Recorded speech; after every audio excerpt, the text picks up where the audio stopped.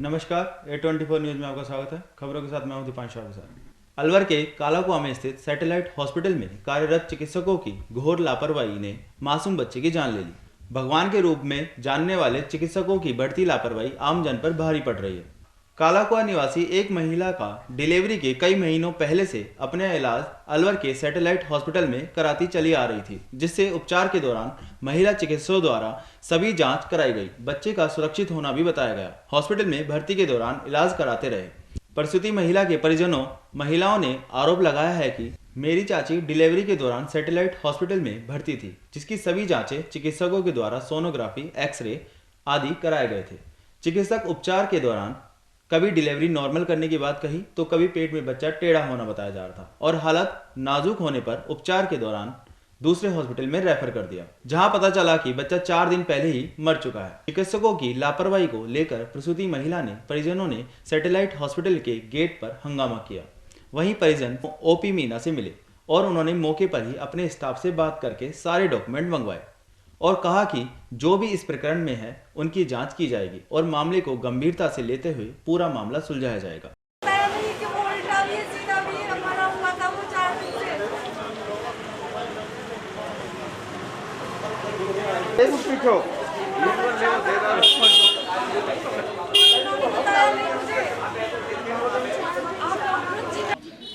हमारी चाची को 17 साल बाद बच्चा हुआ था। यहीं से पूरा ट्रीटमेंट चल रहा था। 9 महीने हो गए पूरे।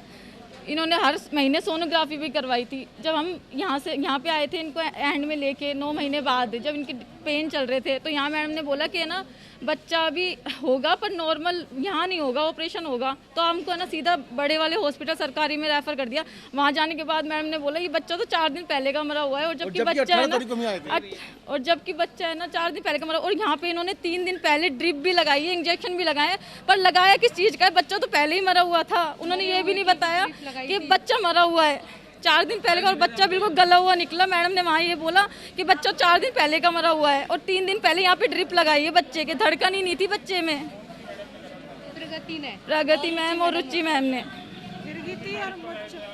यहाँ पे कितनी तारीख? 18 तारीख को आई थी। 18 को आई थी। ये 18 को बोतल चढ़ी थी, 18 को ही आई थी, और फिर अगले दिन 20 तारीख को तो मेरे बच्चे आने के लिए आ रहा था वो, लेकिन इन्होंने मना कर दी। जो करे उल्टा है सीधा है, पता नहीं क्या करा इन्होंने मुझे बताया नहीं कि वो बच्चा 4 दिन का मरा पड़ा है।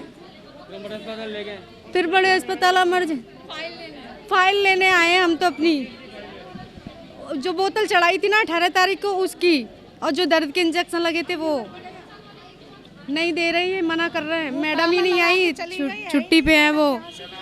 अभी मेरी जानकारी में आया है कि कोई एक प्रसूता थी जो यहाँ भर्ती की गई थी, तो उसकी जो भी जानकारी आपको चाहिए उसकी आप एप्लीकेशन मुझे दे दीजिए। मैं आपको जितने भी इसके डॉक्यूमेंट्स और कागजात हैं वो सब उपलब्ध करवा दूँ, और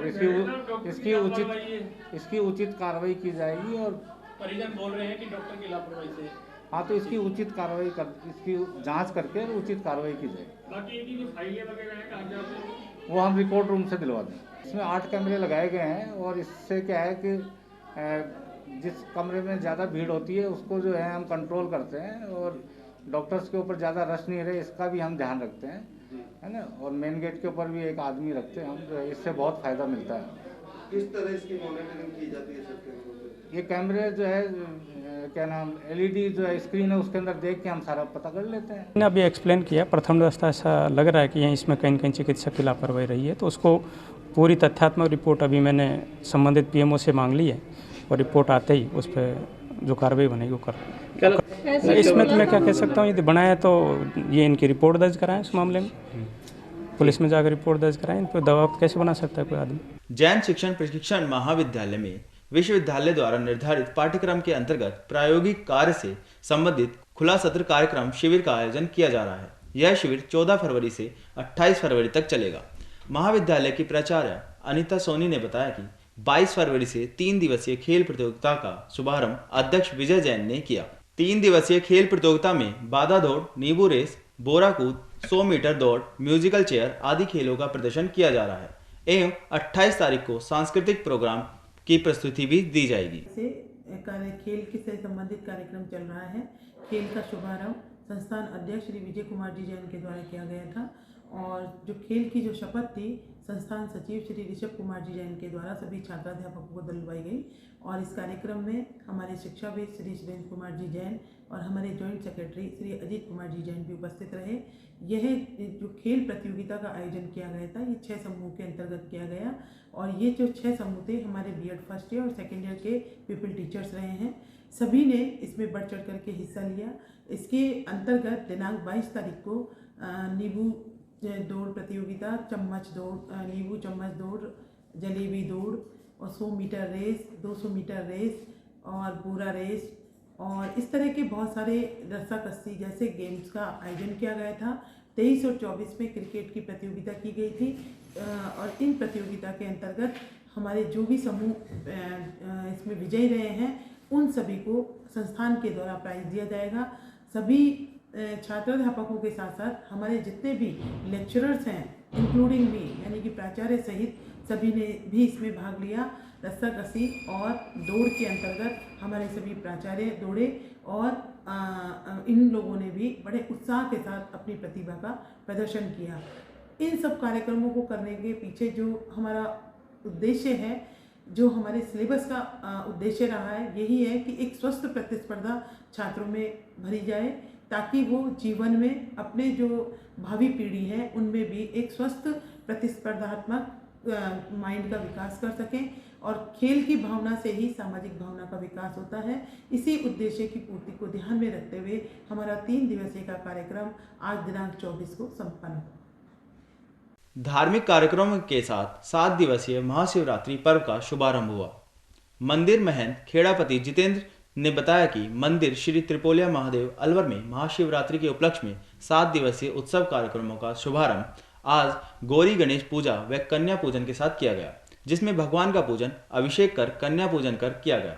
इसके पश्चात सामूहिक रूप से गौशाला में गोनंदी पूजा कर गुड़ दलिया हरा चारा खिलाया गया। श्री राम जय भोलेनाथ की। जैसा कि आप सभी को अवगत है, महाशिवरात्रि के उपलक्ष्य में भक्तों की आस्था और भगवान की प्रेरणा से ये 7 दिवसीय कार्यक्रम जिसका कि सुबह आज गणेश पूजन के साथ शुरुआत की गई है और आज गणेश पूजन के पश्चात कन्या पूजन कर गौ स्वामणी, क्योंकि आज वर्तमान जो स्थिति बनी हुई है गौ गंगा और बेटे की, उसमें आम जन की भागीदारी को सुनिश्चित करते हुए हम सभी का दायित्व बनता है कि ऐसे धार्मिक कार्यक्रमों के साथ साथ हमारे जो दैनिक जो कार्यक्रम हैं उनमें भी हम इस सेवा को अवश्य जोड़ें, जिससे कि हम इसमें अपना सहयोग प्रदान कर सकते हैं।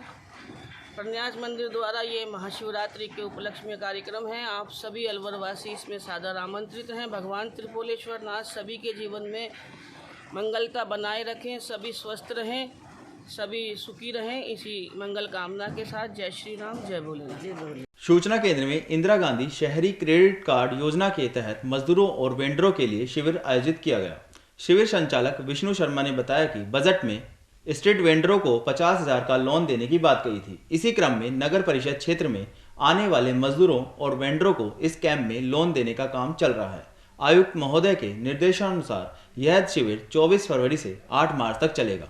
वहीं पंजाब नेशनल बैंक से आए अरुण कुमार ने बताया कि मजदूरों और वेंडरों के डॉक्यूमेंट जांच करने के बाद ही उनकी फाइल तैयार की जा रही है। इस लोन में उन्हें कोई ब्याज नहीं चुकाना पड़ेगा, सारी सब्सिडी सरकार द्वारा दी जाएगी। और आज जो इंदिरा गांधी शहरी क्रेडिट कार्ड योजना के तहत कैंप लगाया गया है, उसमें हम असंगठित क्षेत्र के जो जितने भी हैं कारीगर हैं, जिनका कोई अच्छा सा पुख्ता रोजगार नहीं है, उनके लिए ऋण की सुविधा हम यहाँ पे देने आए हैं 50,000 तक की।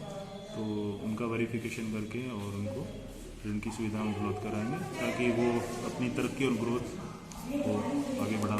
किस किस तरीके के डॉक्यूमेंट्स वेरीफाई किए जा रहे हैं और क्या क्या मांगा जा रहा है? देखिए, जैसे ऐसा है कि जो ई श्रमिक कार्ड है और कोई वेंडिंग कार्ड है या फिर कोई जो बेरोजगार है तो उसका सूचना जो अनएम्प्लॉयमेंट जो कार्ड है जो और रजिस्ट्रेशन नंबर चाहिए उसका, इस तरह के डॉक्यूमेंट लेके और उसका जन आधार कार्ड, आधार कार्ड, पैन कार्ड वगैरह हम चीज़ों को लेके, ज़्यादा डॉक्यूमेंट की वो ज़्यादा नहीं है, कार्रवाई ज़्यादा नहीं, थोड़े से डॉक्यूमेंट हैं, हम थोड़ा सा इनको फिल्टर करके इनको हम लोन दे रहे हैं ताकि इनका मतलब आगे का कितने % तक का ब्याज, जैसे कि इसका जो वैसे तो सरकार ने जो ब्याज है वैसे तो बैंकों के लिए 10% बताया, पर वो सारा बैंक सरकार सारा सब्सिडी दे रही है, मतलब ठीक है, मतलब ये CGTMSE में कवरेज हो रहा है इसका, मतलब किसी भी तरह का इनके पर बर्डन नहीं है।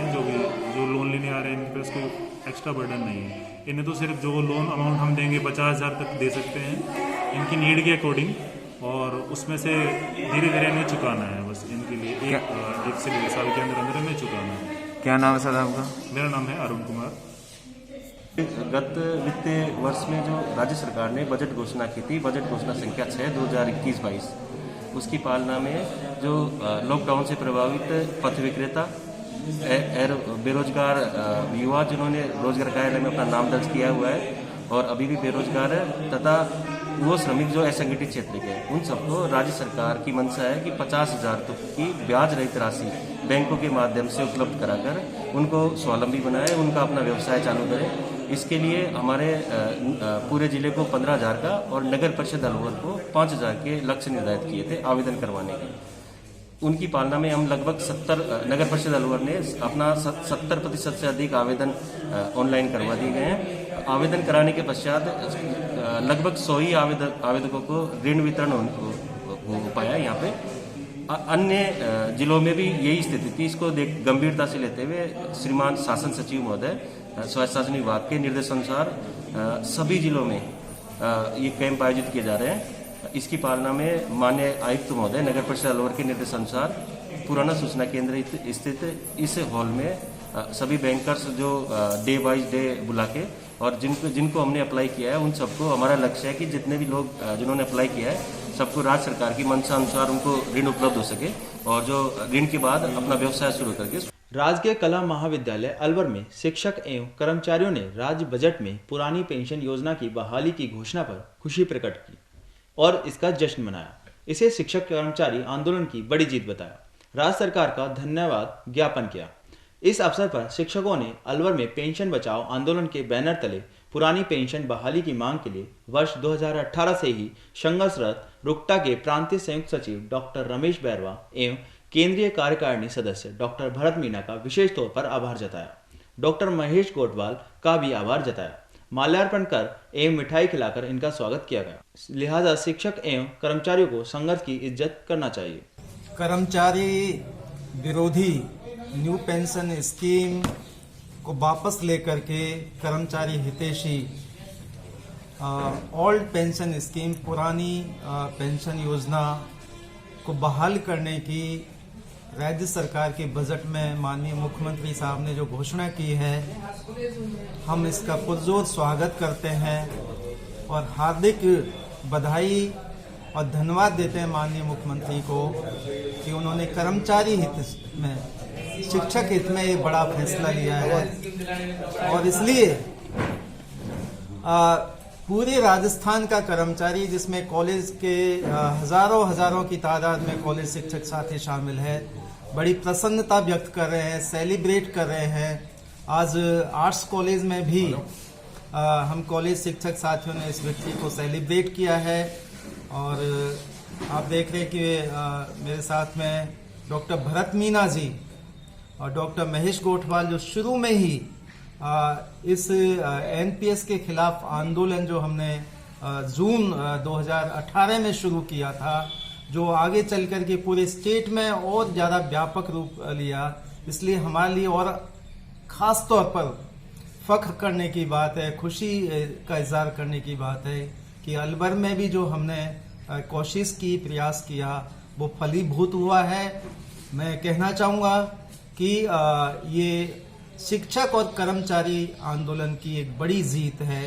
और नीतिगत तौर पे यदि देखें तो ये जो कर्मचारी विरोधी एनपीएस, जिसको वो निजीकरण की नीतियों को और मजबूती देने के लिए हमारे देश के कर्मचारी शिक्षकों पे थोपा गया था, राज्य सरकार ने इसको वापस लेकर के संदेश दिया है कि जो कर्मचारी आमजन विरोधी जो नीतियां हैं, जिनको हम नव उदारवाद की नीति कहते हैं, निजीकरण की नीति कहते हैं, उसको भी एक ढंग से उस पर एक बड़ा सवाल खड़ा किया है।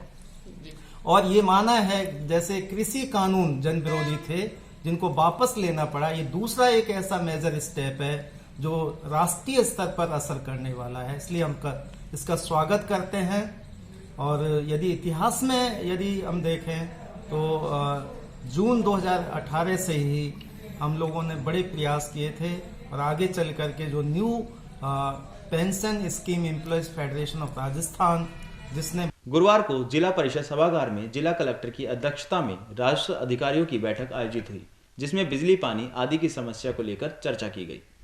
चर्चा के दौरान जिला कलेक्टर नन्नूमल पहाड़िया ने सभी अधिकारियों को सभी काम तय समय में पूरा करने के निर्देश दिए। बैठक में एडीएम सिटी सुनीता पंकज भी मौजूद रहे। अगर आपकी बहुत इच्छा है तो मेरे छुट्टी ले लो, 2-3 महीने की मैं आपको छुट्टी दे दूंगा, इन परिस्थितियों में तैयारी करवा। नहीं छुट्टी चाहिए तो आपको कितने दिन की चाहिए? 2 महीने की, 3 महीने की मैं आपको पीएल देता हूँ, 1 से 20 दिन की, ठीक है ना। तो जाना है तो वहाँ जाए, हम नहीं करेंगे वहाँ मत जाइए, अच्छी बात है, जहाँ आपका मन लगे वहाँ जाइए। नायब तहसीलदार जी रामगढ़ नारायणपुर है सर, जिसमें 1 करोड़ 15 लाख की बाकी छोटा ही है, बट अभी रिसेंटली की बात नारायणपुर। आज समाचारों में इतना ही, मुझे दीजिए याद, नमस्कार।